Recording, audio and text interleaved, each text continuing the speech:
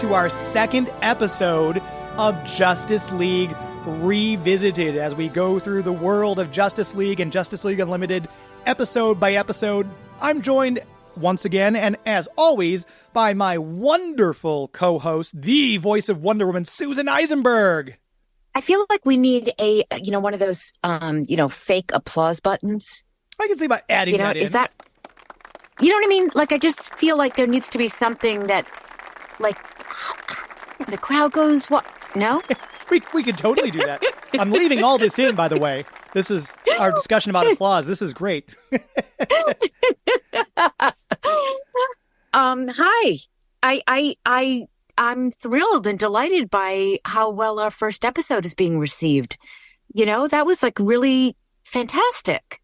Yeah, everyone seemed to love it. We got a lot of great response. You and I were both sent some very nice direct messages and emails from people, which was very heartening to hear. Yeah. So, there are just a ton of people I've become friendly with on social media, fans of the show. And I know you know Patty Irish, Irish Patty Irish, Irish Patty. And so she's just been a huge supporter of the show, of Wonder Woman, the animated series. And, just hearing from her, hearing that she loved it, it just made me feel so glad to know that, we're touching a chord with the fans and that this is something they're so thrilled that is happening. And my sister, who is, watched the show because I was on it, but doesn't really know this universe at all. She loved it, she loved you. That's how much did I have to? Yeah, I had to hear how great you were. Whatever. Believe, I don't hear that very often, so that's great to hear someone else say it. That's wonderful. No, she she thought you were terrific and very professional. And I said, yeah, because he's a professional. So who did you hear from? I had a lot of people. I know that the people who run the account on Twitter for World's Finest reached out and said that they're very excited. Yes, they did. Yes. My friend James Gabsey, who we'll probably have on the show, is one of our super fans. I know you know James. I know Phil knows James because Phil has moderated their Who Would Win battles before. But James Gabsey said, this is a brilliant idea. I'm so glad you're doing this. The first episode was amazing. I can't wait to hear more. So just people reaching out. And then we saw the love on social media. People, the Batman animated series, people on Instagram shared a clip of our audio with their followers. Yes, so cool. That account has been so supportive. So many accounts have been so supportive. Hector reached out, and my favorite quote so far is that you brought the geek and I brought the glamour.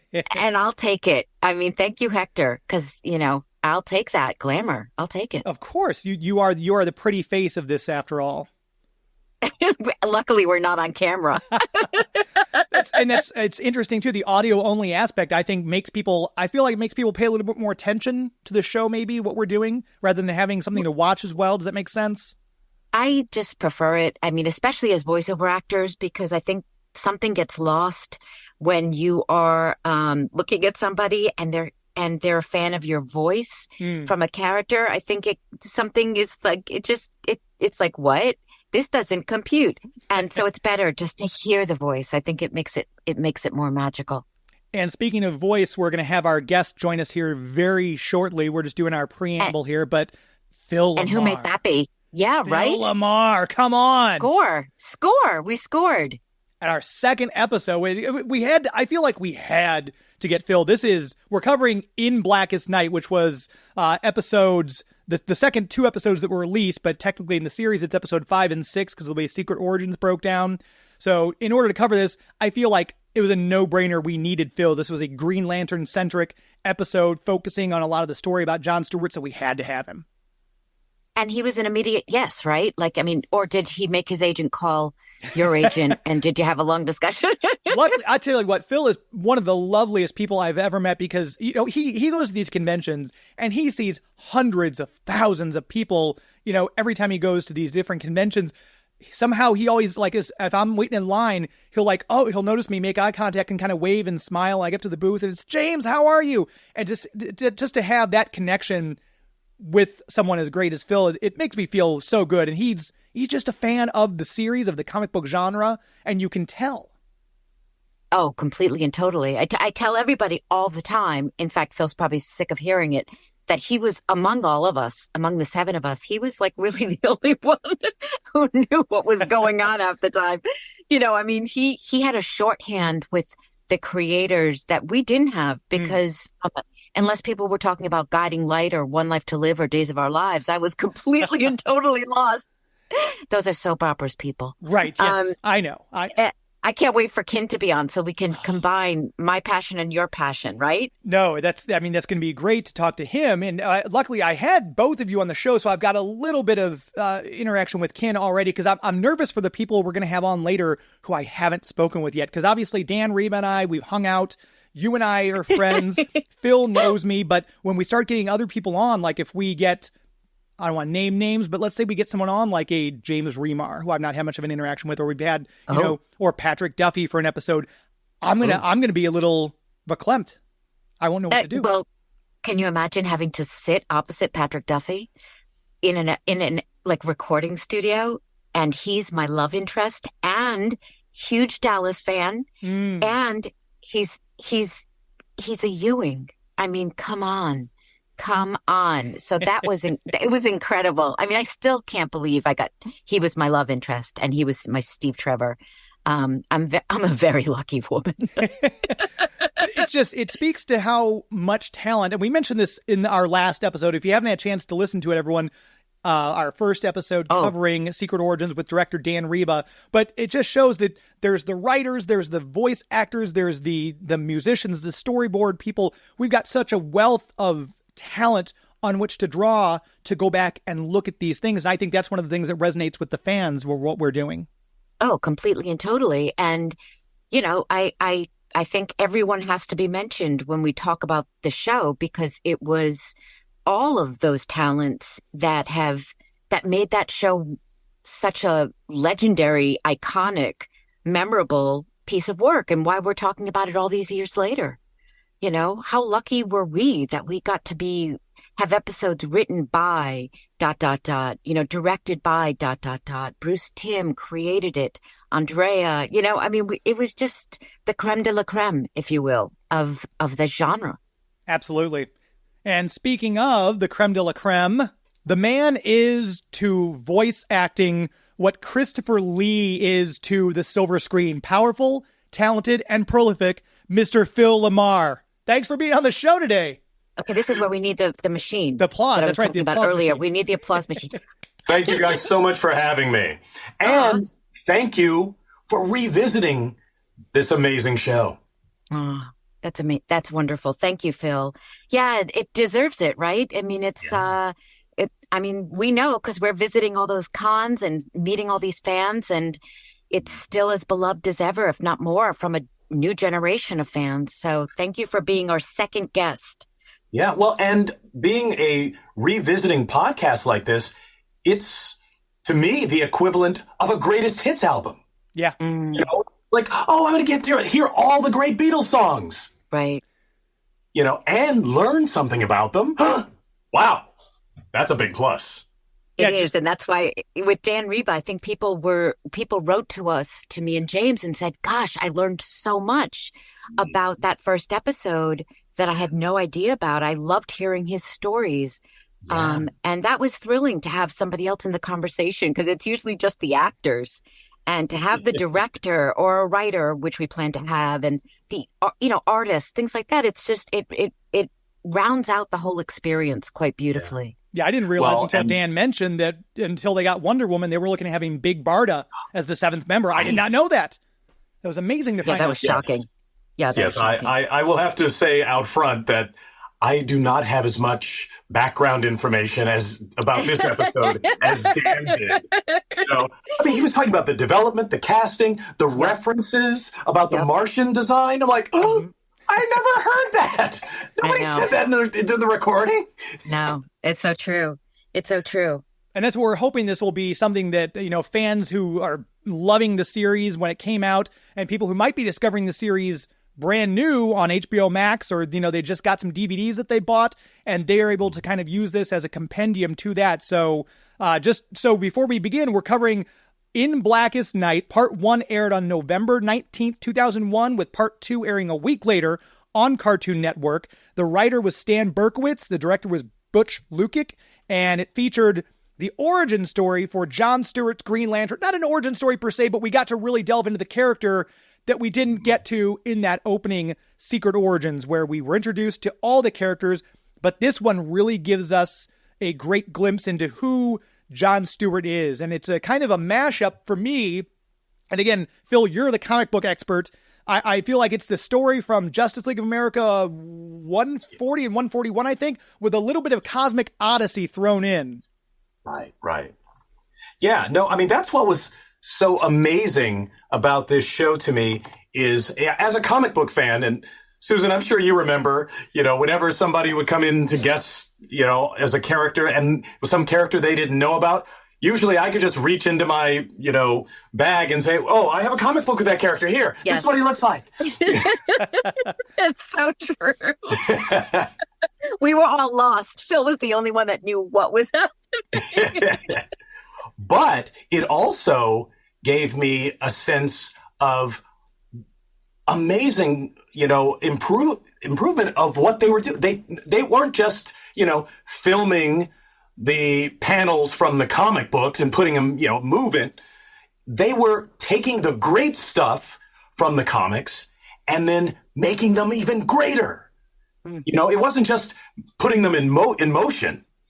The fact that they took this, that Jon Stewart story, was in the comics, but the fact that they started it with a launch back into his past, that wasn't in the comics. Yeah. Wow. I just couldn't get over how cinematic it was. I hadn't seen it in so many years, and I'm not in it. I don't know why. We'll have to ask Stan why Batman and I are not in the episode, but maybe we were off doing, getting to know each other better. I don't know. But I know Carl's character, Martian Manhunter, says Wonder Woman is on another assignment, and Batman, he might not have come even if we asked. Which, right. Batman was that elusive. Even in the comic books, he never officially joined the League. He was always kind of, I'm there if you need me, but we'll see. And I could understand from just a, structuring standpoint. It's like, this is a fight in space. We can't have Batman there. He can't fly. As he points out in a later episode, this is Batman at all points. I need help. I can't fly at all. Oh, I love it.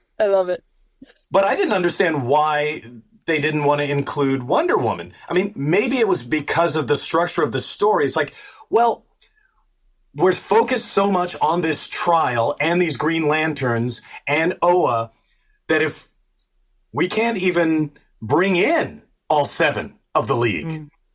An interesting fact from DC Animated Universe wiki page, I didn't realize this, there are only a total of 9 episodes that feature all 7 of you.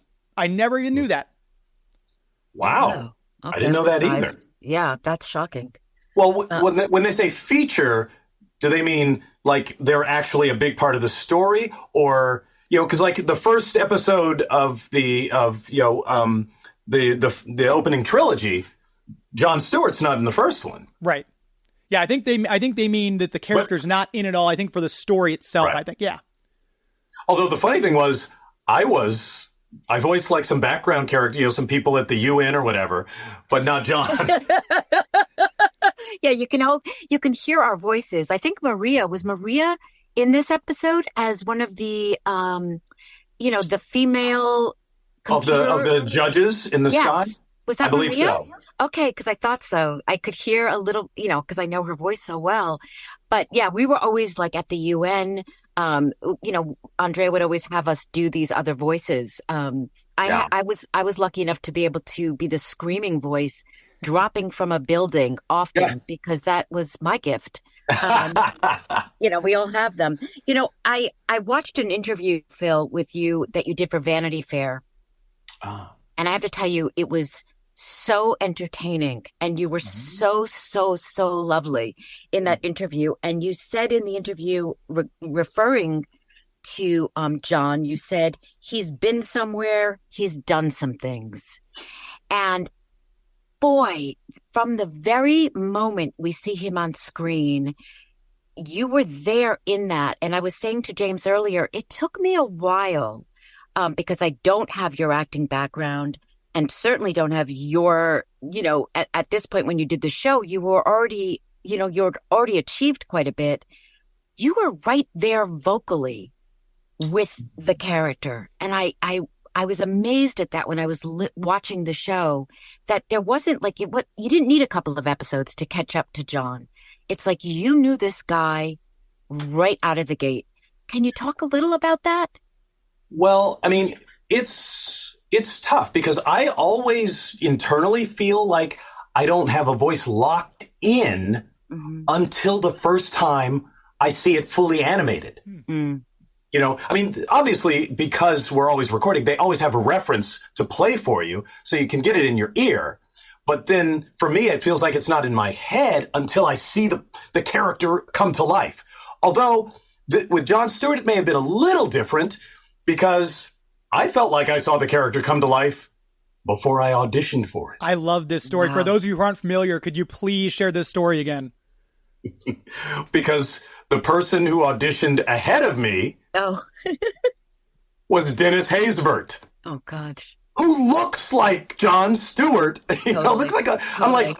I'm like, oh, God, thank goodness he's not wearing green. Otherwise, they wouldn't have even called for next. And so you told me before, if I'm not mistaken, you just went in and did your best David Haysbert impression. Right, because, Dennis is so, he's shaped like John, and he's got that deep, heroic voice.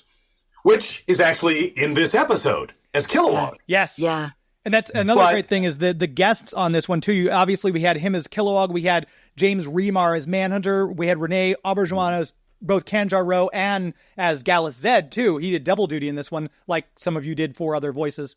Yeah, we had an amazing cast in this episode. I mean, and also I have to say that one of the big moments for this record that I still hold on to this day was when I first got to meet Garrett Morris. Oh, wow. And as a guy doing having done late night sketch comedy, I felt like, Mr. Morris, it's so nice to meet you. I've been in your shoes. Oh, wow. What a pinch me moment. That's kidding. Incredible. Yeah. And that's one thing on Justice League Unlimited, too.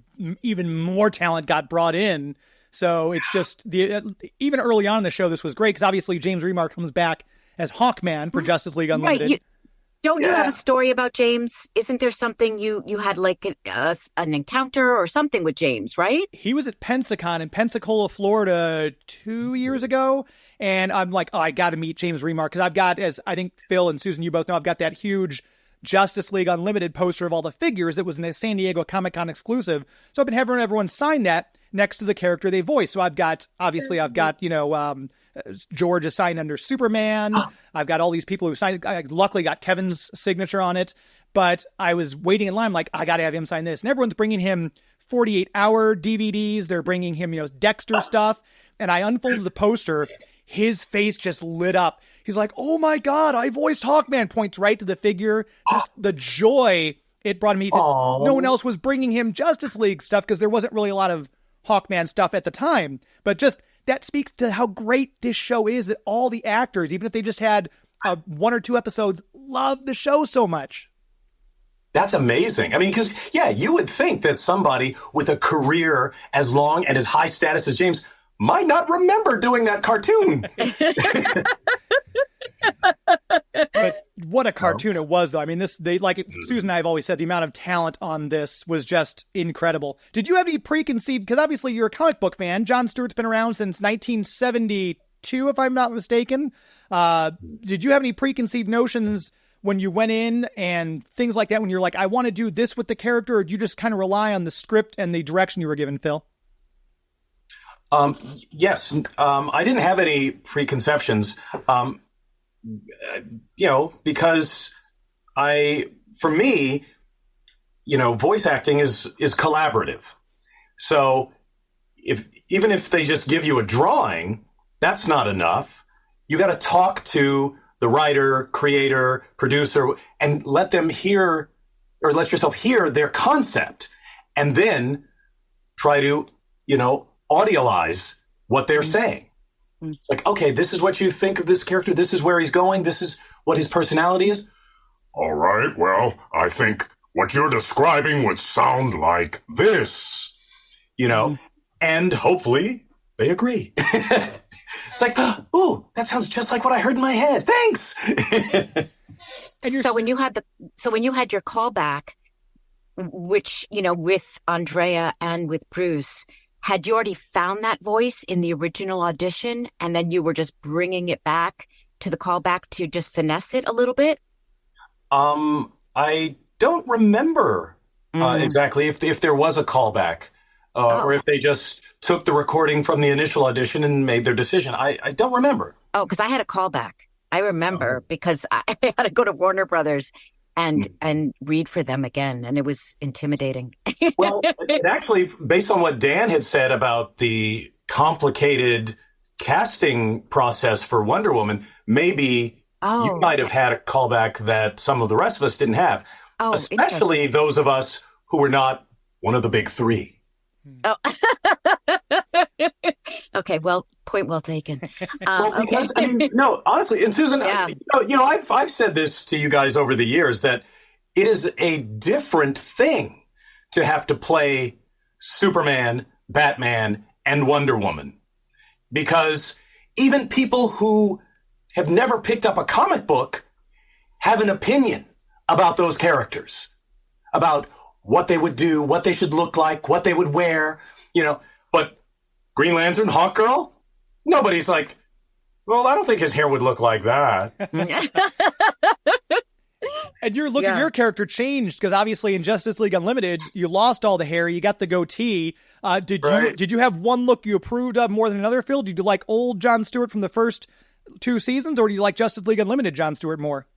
Well, actually, I did like the change up, but I'm not sure why they made it. Although I think in the first episode or two, I remember saying something to the guys like, guys, a high top fade?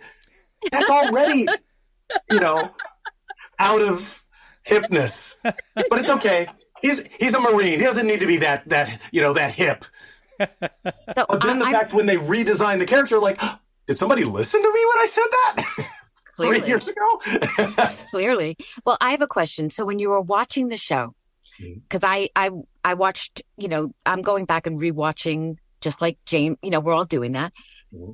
As you're sitting there watching it, what are you thinking? What are you feeling when you're revisiting that episode, which is really revolves around you and your character? Well, I mean, for me,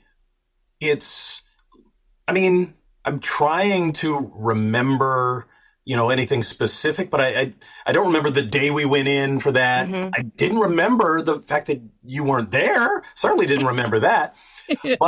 But more, it was great to watch the way they structured the episode, the way they did things, and the depth of the characterness. Like, there was no Saturday morning cartoon. Like, the way, the fact that the Flash decided to volunteer to be John's space lawyer, that never happened in a comic. Right.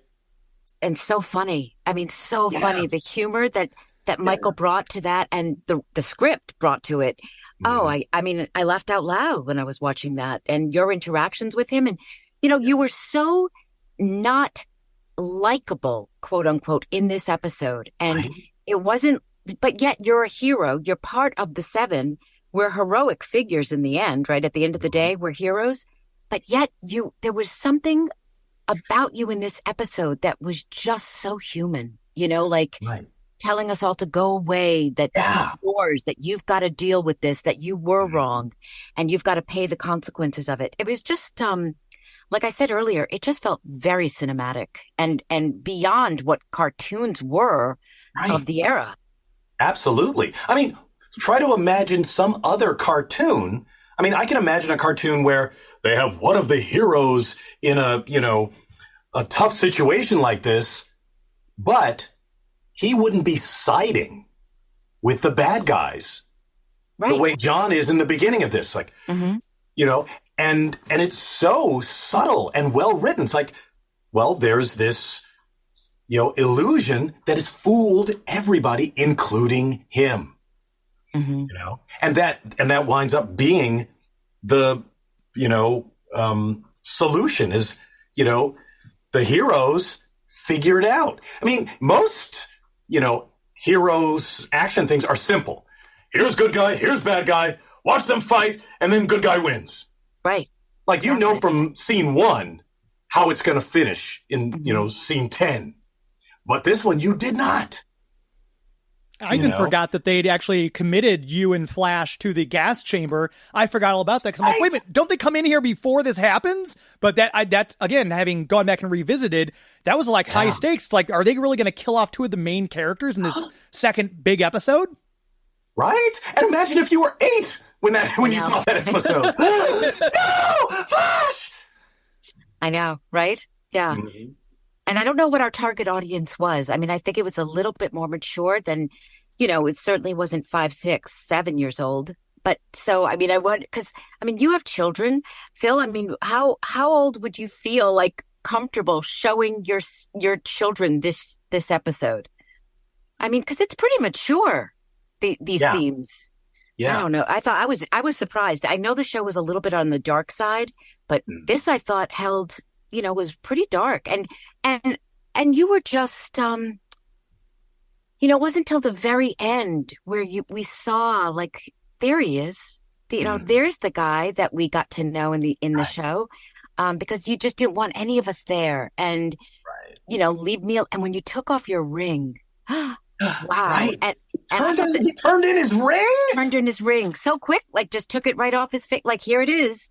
Right. And I have to tell you, when you did the, Beware My Power, when you did that, I have to tell you, Phil Lamarr, I got chills. Same. Like, I could not believe it was so powerful. I mean, I know it's just iconic. I mean, fans must ask you to do that at the cons all the time, right? Or write it on their autograph or something. Yes. Because, I mean, Beware my power. Right, because it defined the character so much. But you gave me chills. I got to be honest. It was really something else hearing you say that. Thank you. Well, but it was also because of the context that they created. It's funny because, as the comic book nerd, I remember talking to the writers and producers. It's like, wait, how come he doesn't ever charge his ring? And they're like, Phil, in a comic, that's easy to do, because you just have one panel, you just put up the oath and whatever. But in a actual animated show, that'd be like watching somebody charge their phone for a minute and a half. That's boring. So we're never going to have, GL do the oath unless there's a specific plot point for it. And this was it. He did the oath not to charge his ring, but to save the Guardians. We talked with Dan Reba about that because we mentioned in Secret Origins when, you're in the Martian ship and that yellow gas comes in, it's yellow gas. But at the time in the comic books, and Phil, I'm sure you know this, they had Kyle Rayner. They eliminated the impurity to yellow. They eliminated the need to recharge the battery all the time. So I just thought that's what they were kind of pulling from was the modern Green Lantern stuff that was happening in the comic books. Yeah. Well, and this is one of the wonders of this show. Like I said, they took all of the great stuff from the comics, but not all of the stuff. It's like, no, we're slaves to continuity. In every comic, you have to do this. Blah, blah, blah, blah. No. There's like that. And that's one of the things. Because, I mean, imagine from an animation standpoint, it's like, well, guys, if Green Lantern is in a fight scene, you have to take anything yellow out. Right. That would have been a pain in the, in the rear. Absolutely.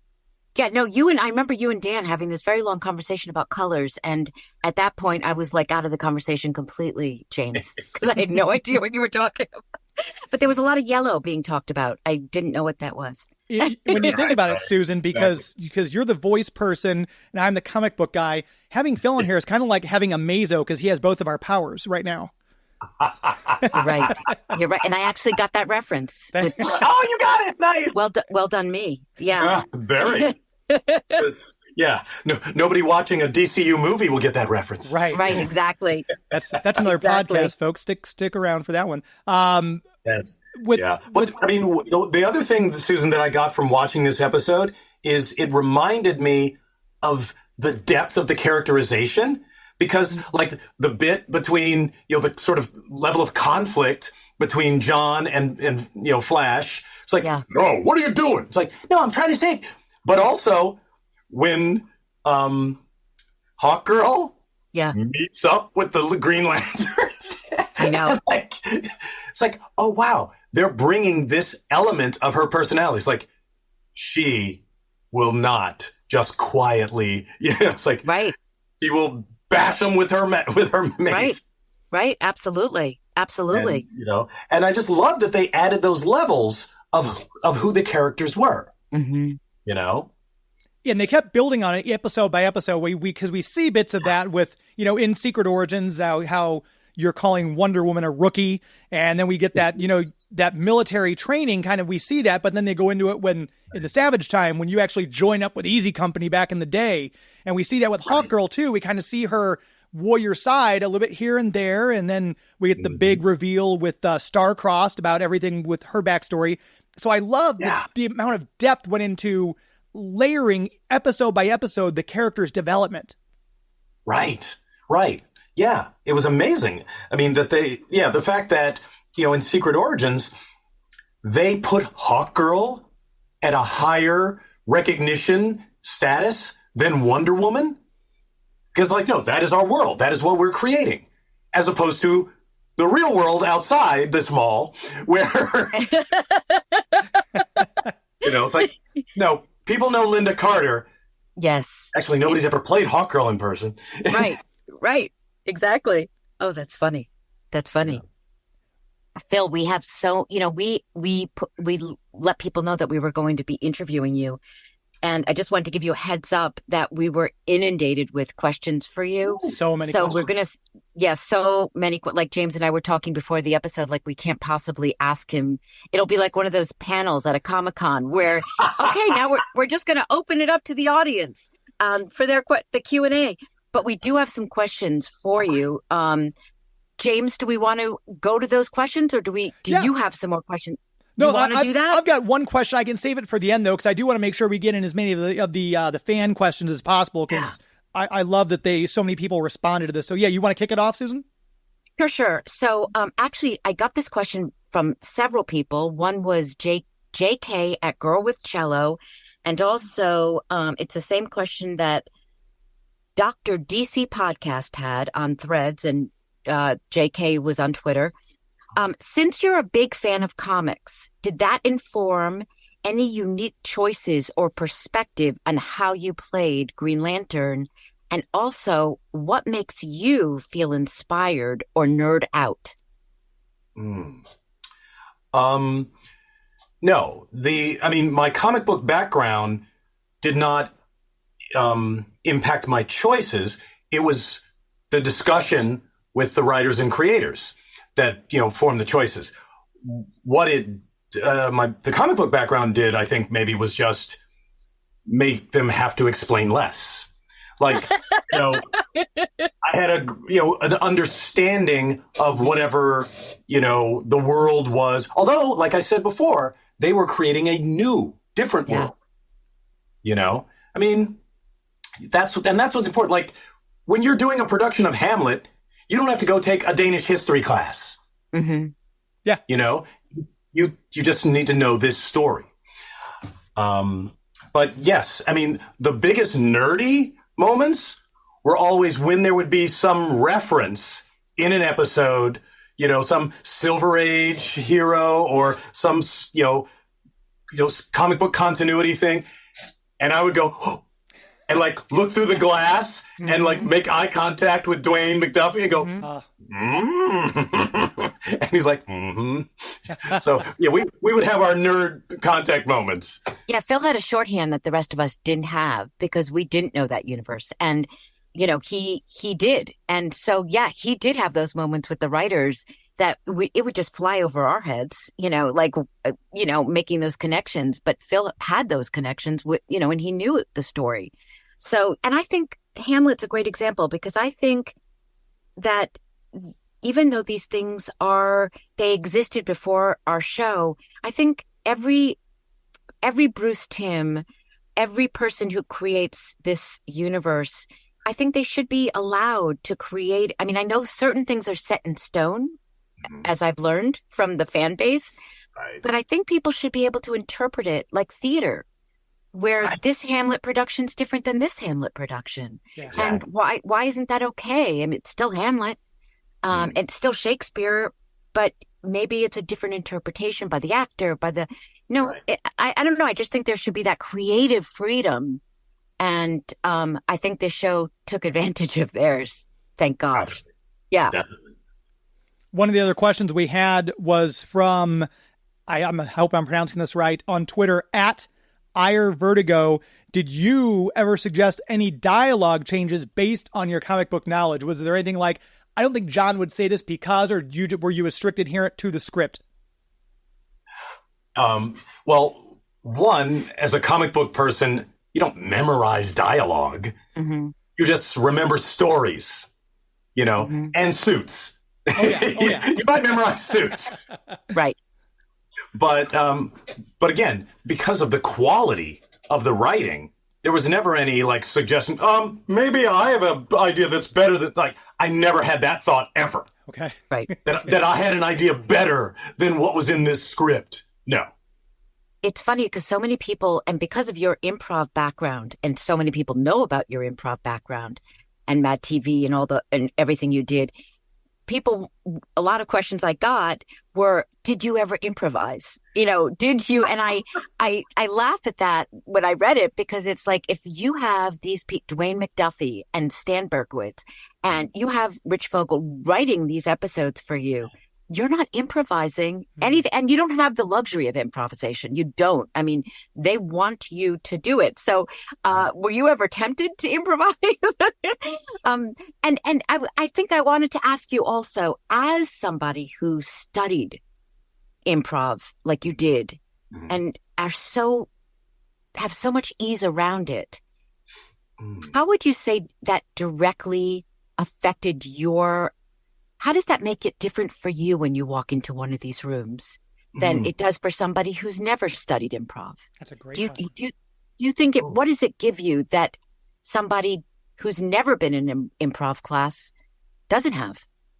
Oh, Susan, that's a really interesting question, because, the first part, what you said, is very, very important. Like, when you have a script of a story that is written and structured, and these people have been working on it for weeks, if you were just going to start not doing the lines, that would not help them. That would disrupt, because the line after your line is based on the one they wrote. So if I just say something different, okay, well, now we have to rewrite the scene, Phil. All right, everybody, take 20. No, that doesn't happen. I mean, because the thing about improv is the actors on stage and the audience both don't know what the story is until the audience yells out a suggestion, and then the actors start to create the story. So there's no way to say anything wrong. Mm-hmm. But to me, the biggest, asset that improv training helps with in voiceover is, in improv, you're taught to commit, even though you don't know before you make that choice what you're going to be doing. So don't hesitate. Don't judge yourself. Don't hold back. Take the suggestion, make an interpretation, and then commit to it. Mm-hmm. And in voiceover, that same skill set helps. It's like, okay, they've explained this to me.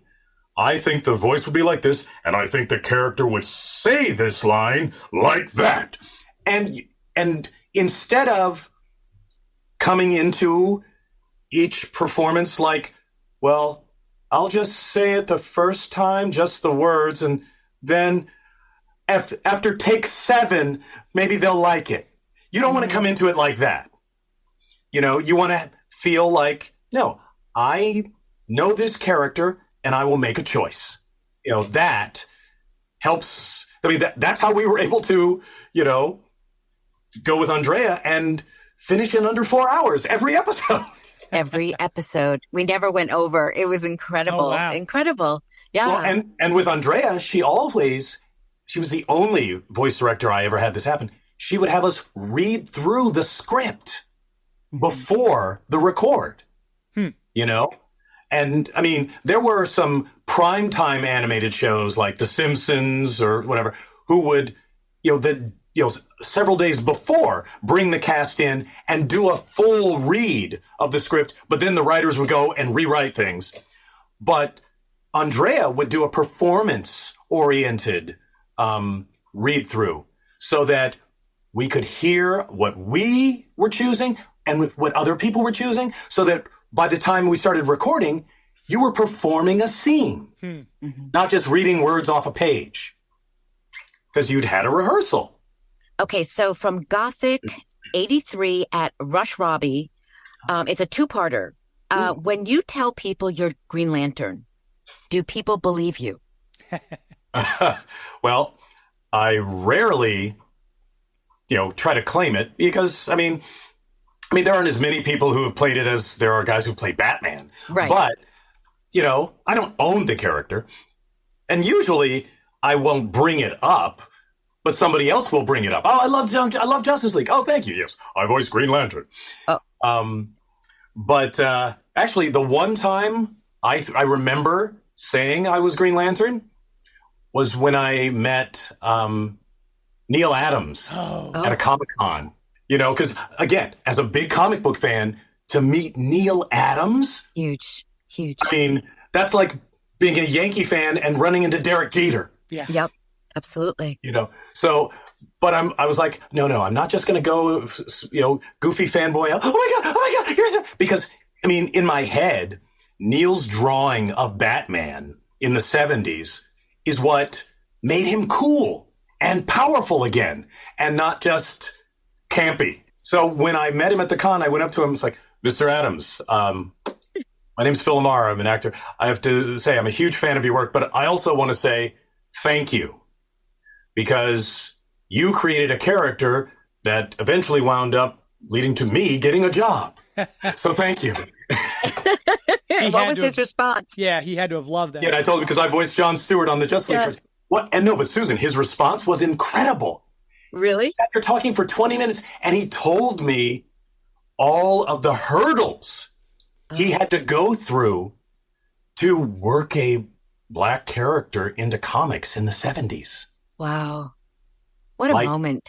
Yeah, and it was amazing to hear it. I'm like, oh, really? Wait, when you turned in the brown color for the skin, they said, oh, no, Neil, you made a mistake. Mm-hmm. Yeah, for sure. Right? I mean, listen, that as an aside, that's one of the things I loved hearing you talk about when I was listening to your interviews about Static, and just how fulfilling that was for you. That was so touching. But another question, and just part 2 of the question about do people believe you? The question is, please tell me you and Susan use your JL voices to mess with people like telemarketers. And I'm going to say I do not, because I do not use it. I use my Susan angry, pissed off voice to deal with telemarketers. I save Diana for special, good, happy occasions. So what about you? Do you ever bring out, because that, your Jon Stewart voice is intimidating. Yes, but, it's not easy to use in person. To walk into a restaurant to try to get a nice tip. Excuse me, could you get us... No, they're not going to look at a little guy like me and go, yeah, whatever. But what about on the phone? Do you ever use it on the phone? Have you ever had to use it on the phone? Because that would be pretty effective. I think sometimes, if it's a situation where I need to let somebody feel like I have some authority, I might go to the lower register. Right. Thank you for calling. We do not take spam calls. Good day. Good day. Good day, sir. Okay, that's great. All right, your turn. Your turn, James. A friend of, I think every one of us knows James Gavsey. Phil, I know you've managed their Who Would Win battles before. James Gavsey said you defined Jon Stewart to reach outside of the DC universe. How would you personally, if you got the chance to voice Doctor Doom, what do you think how you approach it? Ooh, that's interesting. For Doctor Doom, well, I think based on reading the comics, I might have an idea. I would think that Doctor Doom would sound intelligent but unpleasant. But it would have to go to the specific project. What is the background they are using for this Doctor Doom? Is he the same age as Reed? Is he from that, Eastern European country? Should he have an accent?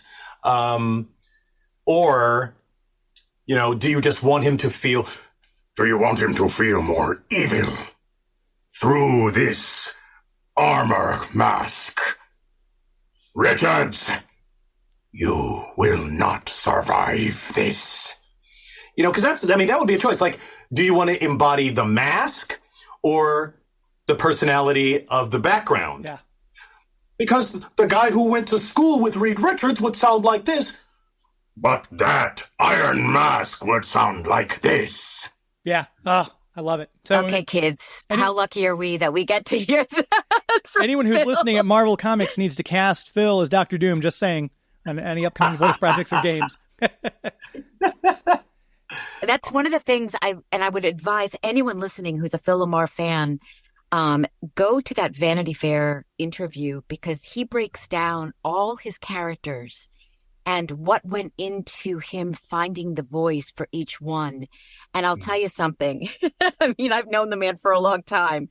I was just blown away. I wish I had watched it 20 years ago, but maybe I didn't, because I would have been more intimidated. But it is such a joy to watch his process.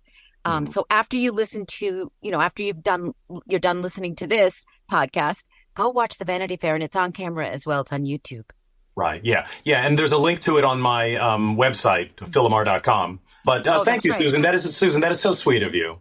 It was really special, I have to tell you. I mean, I've been a fan of yours for a long time, but it's always interesting to see other dimensions of somebody that you know really well, but you don't know them really well. And there's so much more to discover. Like when I learned that George Newbern loves to sing and dance. And right. That he was a musical theater major. Mm-hmm. What?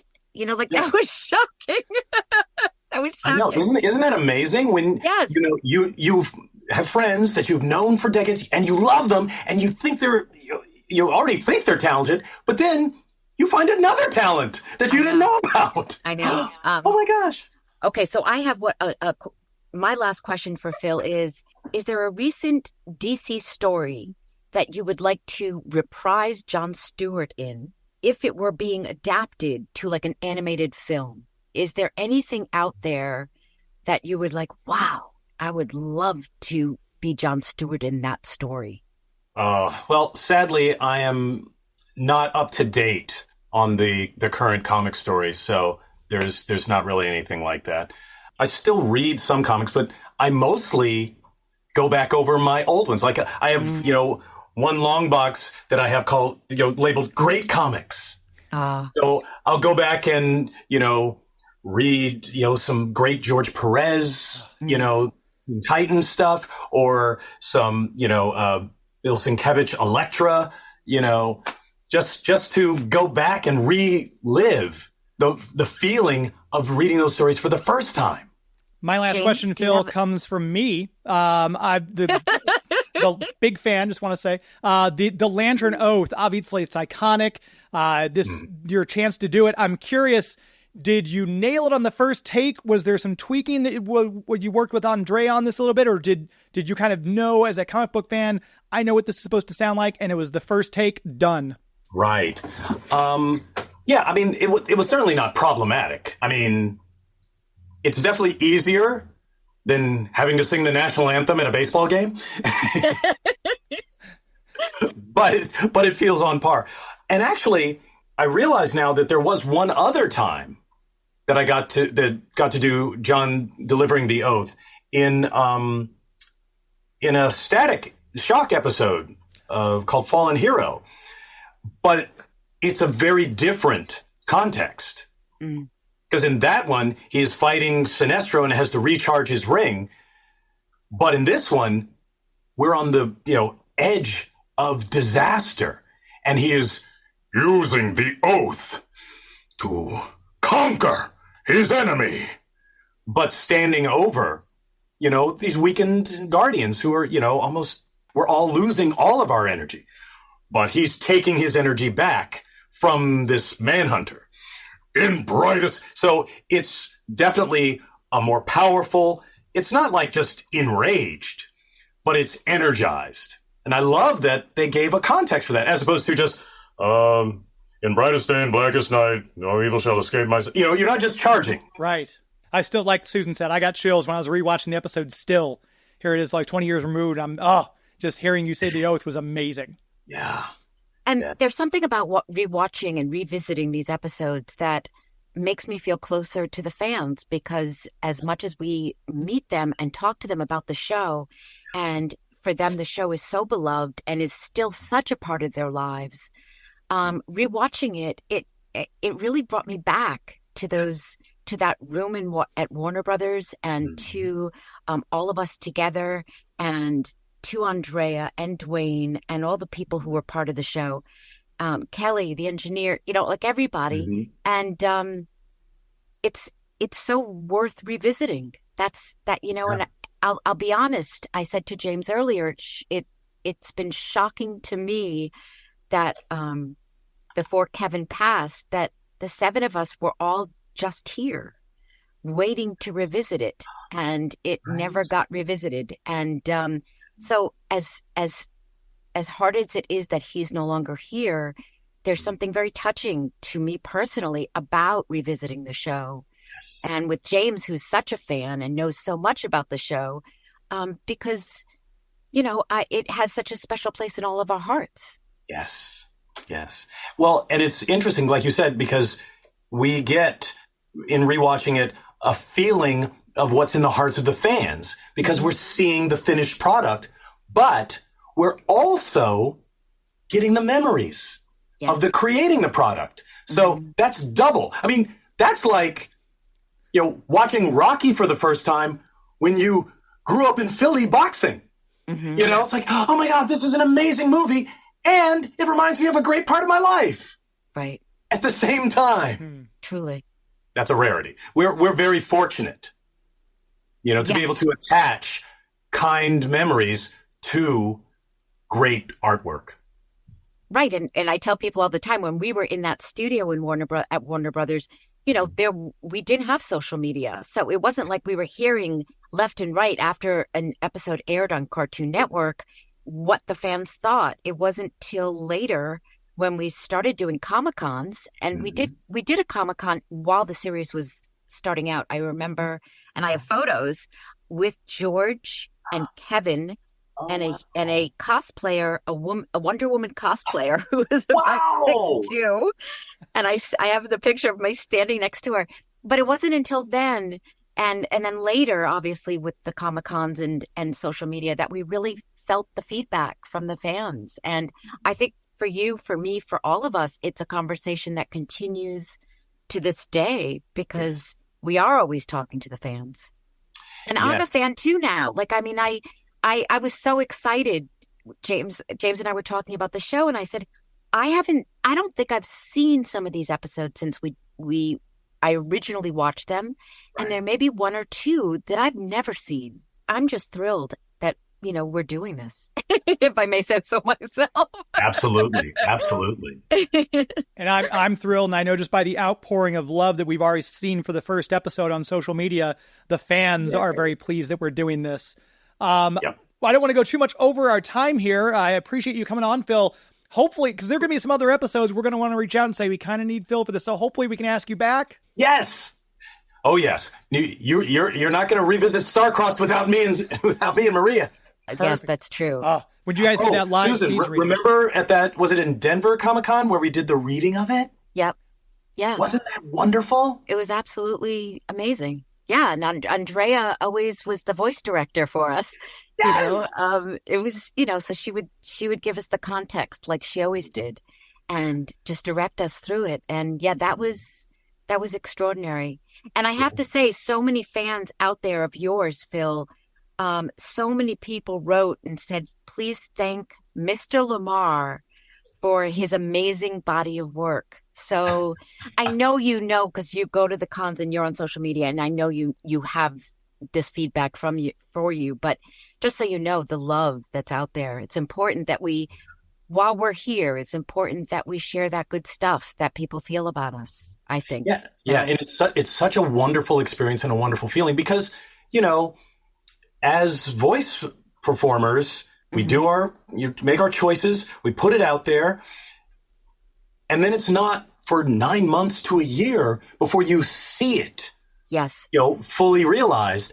But then, like you said, you never get to get feedback. You're not performing on a stage where you can. So to me, Comic-Cons are like getting applause for our performances, but one person at a time. Right. And from something that we did 20 years ago. Exactly. Yeah. And I mean, when you said before about looking at Dwayne through the glass, that was always the tell. When you could look through the glass and see the writer or producer or Bruce not grimacing.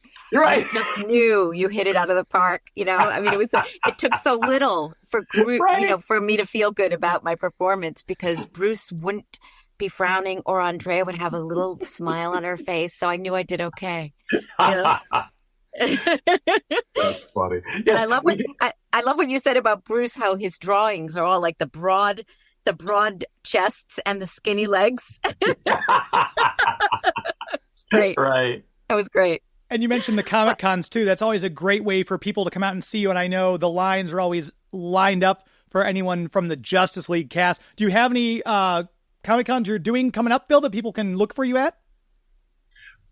Yes. I'm going to Rhode Island Comic Con again at the first weekend in November. So yeah, looking forward to that. There's going to be a lot of comic book people there too. So I'm sure you'll bring your sketchbook to get some drawings and stuff. Yes. Give my love to Rhode Island. I was born and raised in Providence. So no way! Give my love to Providence. I didn't know that. Yeah. Oh, I will definitely bring your love. Thank you. And anyway, I know people already know how to get in touch with you, but just for the record, if people want to communicate with you or have questions they want to ask, what's the best way to reach you on social media? And you mentioned a website. So just give the fans all of that stuff. On TikTok and Instagram, I'm at Phil Lamarr. 2 L's in the middle, 2 R's on the end. And you can, there's also ways to contact via email on my website, which is, like I said before, phillamarr.com. So yes, I'm accessible. He's out there, folks. So if you want to reach him, you can. There's no excuse not to reach out to him. Phil, thank you for doing this with us. And it's going to be, the first appearance of, I'm sure, many. But thank you for taking the time. It means the world to us. And thank you guys for doing this show. And thank you also for letting me be a part of it. Yay! Anytime. So happy. Anytime. You have my number.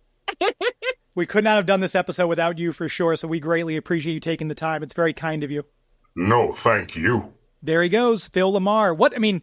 The fact that we had him on for this episode, like I said, we had to have him, but that he has such exuberance and love for the character speaks volumes, again, about it informed his performance, certainly, but the fact that he's still so excited about Jon Stewart and Justice League in this episode in particular is just heartwarming. Right? I mean, it's just like he's talking about a character, and yet you feel the fandom. You feel he's not only did this character, but he's a fan of the character, of the show, of the people that worked on the show.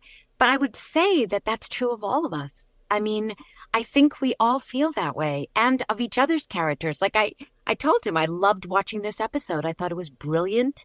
I thought the storytelling, just everything about it, especially his performance. Because like I said to him on the show, from the second it started, he was in it. He was in it. It Yeah. was, yeah, I love it. I can't wait to talk to everybody now. I right? know. It's only our second episode, and I'm already looking forward to our 200th episode, talking about who we're going to have on and everything. Okay, so what do we do when we run out of episodes? Well, we won't spoil that now for the fans, but we do have a few surprises that we're going to drop along the way, some bonus episodes, if you will, for we've certain things. We've got plans. Yeah, we've got plans. This is what they say. You should have a 5-year plan, so that's what we're working on. Okay, so we should tell people the schedule again, right? Of when they'll be hearing this. When will they be hearing this? So the episodes drop every second Tuesday. So look at when you're listening to this. If it dropped the previous Tuesday, you have 2 weeks until the next one. If this dropped 2 Tuesdays ago, guess what? New episode is coming up. And for a lot of these, Susan, we talked about there's so many great guests. Like, there's like 4 or 5 people we could have on for each episode. And we're treating our podcast episodes as stories. So In Blackest Night, as I said at the beginning, was 2 separate episodes. We're covering it as one story, but we'll have 2 different episodes, one with Phil, which you're listening to now, and then Stan Berkowitz, which you get to hear next. Yeah, and I love that because not only does it buy us some time, but it just keeps it going. And I think there's something so special about hearing different perspectives. So we heard from the actor, and next we'll hear from the writer. And I think that'll have such value for the people listening. We also want to tell people, if you're enjoying this podcast, please, please, please subscribe to wherever you get podcasts. There are so many different platforms now for podcasts. So wherever you listen, please subscribe. And we would really be honored if you could leave us a review. The higher, the better.